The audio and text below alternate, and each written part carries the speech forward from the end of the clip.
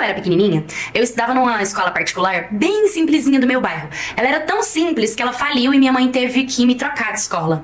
E foi bem no meio do ano. Já sabe, né? Trocar de escola no meio do ano a gente tem aquele medo de ser rejeitada. Só que quando eu cheguei na escola não foi assim. Todo mundo me recebeu muito bem. E teve uma menina que ela começou a ser minha amiga e a gente foi virando melhores amigas. E eu acabei descobrindo, nós descobrimos juntas, que a gente era vizinha.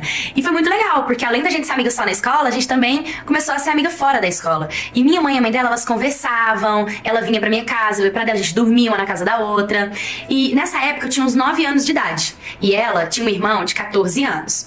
Nisso, teve uma vez que eu tava na casa dela e a gente decidiu tomar banho juntas, tava fazendo muito calor. E a gente tava curtindo dentro do banheiro, quando de repente, o priminho dela abriu a porta do banheiro. Só que a gente falava, fecha a porta, só que ele era muito pequenininho, ele tinha 2 aninhos, não tinha entendimento que ele tinha que fechar a porta e nem nada do tipo. Aí a minha amiga pegou e começou a gritar o irmão dela, pra ele ir lá fechar a porta pra gente. E o irmão dela chegou no banheiro, e quando ele chegou no banheiro, ele me deu uma olhada, sabe? Deu pra ver que ele olhou pro meu corpo. Só que, por mais que eu senti que aquela olhada foi um pouco estranha, eu não sabia identificar o que tava acontecendo, né?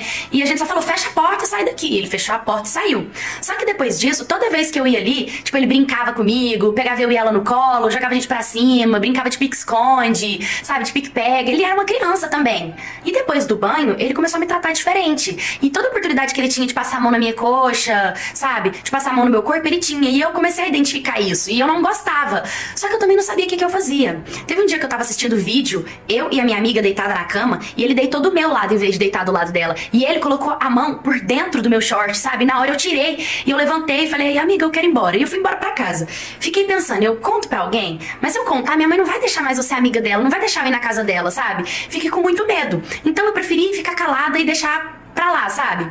Até que teve uma vez que eu fui pra casa da minha amiga e ela dormiu na cama de cima e a gente colocou um colchão no chão. E quando era de noite, a minha amiga dormiu. E eu acordei com o irmão dela deitado no meu colchão. E aí ele começou a sussurrar no meu ouvido, falando assim, você é muito linda. E aí eu fiquei um pouco assim, eu falei, não, sai daqui. E ele pegou e falou assim, não, fica quietinha, não vai acontecer nada.